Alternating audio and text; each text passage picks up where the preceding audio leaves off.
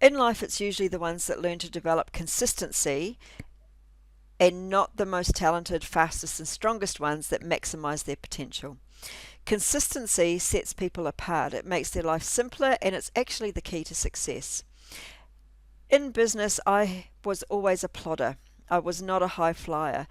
I noticed that many high flyers came in, did amazing things, and didn't last long. They burnt out or they got bored. But I kept on going, just one foot in front of the other, in front of the other. I just kept on doing what I did, and when I looked up one day, there was a massive business. It's a little bit like a tree that you hope to get fruit from. If you focus on looking after the roots and what's happening inside the tree, you're going to get good fruit and lots of it consistently. But if you only think about taking care of the fruit and the leaves, the sort of more bits that people can see, you're actually going to end up with less and less and less, and eventually no fruit or leaves, and actually even no tree. So we don't need to focus on results because they are inevitable when we're doing the right things consistently.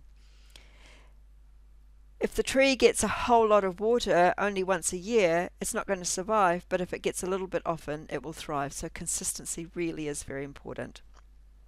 It has to be one of the hardest things to get people to do, though, and it's actually one of the hardest things for us to do. So here are some thoughts about helping people become consistent.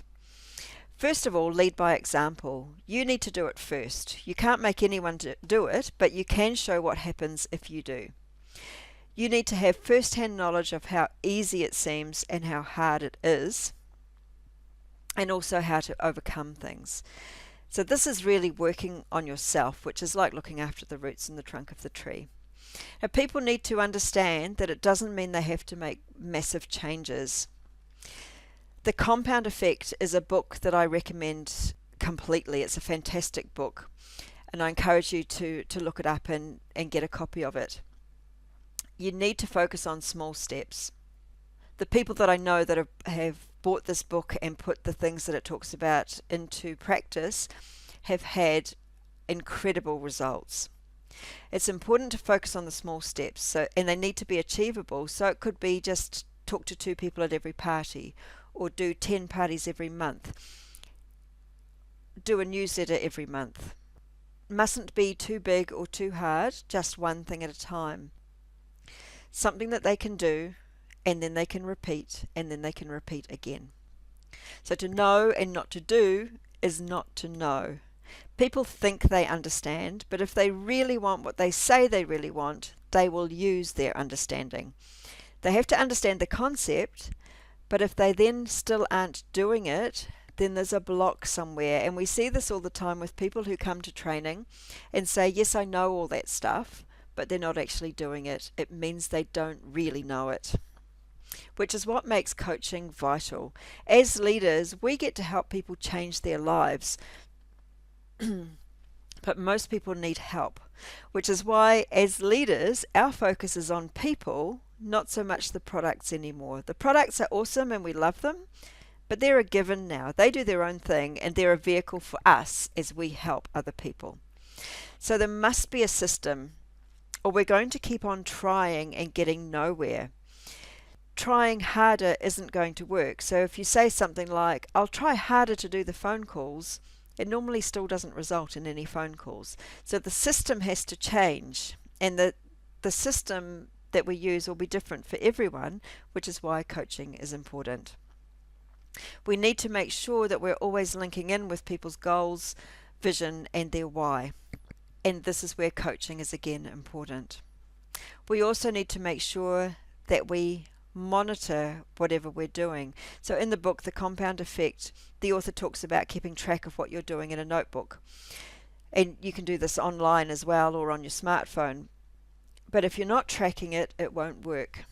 You could even just keep a progress chart or something, or each consultant could have a progress chart to tick off when they've done whatever the thing is that they're working to be consistent in. And make sure that you can celebrate people's success, and you do actually keep track of the results to see how well it's working. Bear in mind that success can sometimes be the enemy, surprisingly enough. Once people are getting good results and they're doing well, for some reason they often stop doing what was working and can slip back to where they were when they started.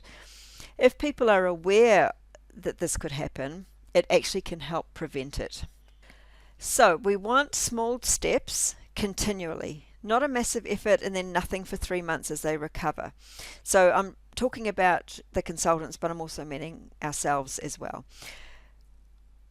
I find that we're often very good at recognizing the top salespeople or the top results people, but in actual fact, the consistent consultants are worth more to us in the long run. I've often found that people are really keen on being recognized for consistency. They might not be the high flyers, but they're the ones that are the plodders, and they're the ones that are really solid in your business. So it's always important to recognize the behavior that you want, and this is behavior that you want. Being consistent can be a little bit like links in a chain. You don't want to break the chain. Every time you do whatever the thing is that you're being consistent in, you add another link. If for 1 month you don't do whatever the thing was that you were trying to be consistent in, then you break the chain and you start again from the beginning. So to put this in place, first of all, you have to decide on what the consistency measure is. It could be sell $500 a week, or $500 a month, or whatever other amount, $1,000. It depends on your business. And then you can set up a consistency chain. It could even be attending meetings. So they will add another link to their chain for every meeting that they attend, or it could be something personal that you work out with individuals. Once you've got this consistency measure and people are achieving it, then you need to make sure that there's recognition for it. And this can be as simple as a newsletter with some stars after their name, or a daisy for a daisy chain, or a link for an actual chain. So when they do the thing once, they get 1 star, or whatever the picture is. When they do it again, they get another one. And they keep on getting stars until they break the chain. If they break the chain, then they're back to the start again.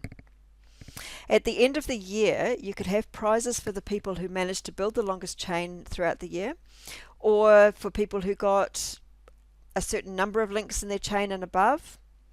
You'll find that once people start building a chain, they really, really don't want to break it. And it's one of the most powerful things that I've come across for being able to, and it's one of the most powerful ideas that I've developed for being able to create consistency in your business.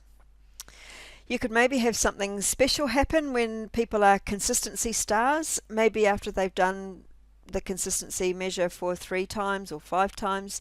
You could give them a pin to wear at meetings, and they wear it as long as they don't break the chain, potentially. Then everyone at the meeting can look around and see who are the consistency stars.